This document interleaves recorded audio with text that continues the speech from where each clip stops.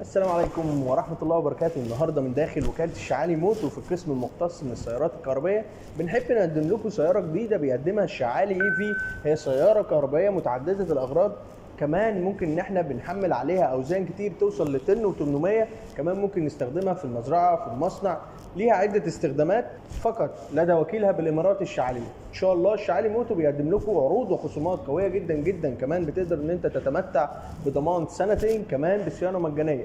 كل ده في مكان واحد، هو الشعالي ايفي. ان شاء الله بنشوفكم في تفصيل جديد، وحياكم الله.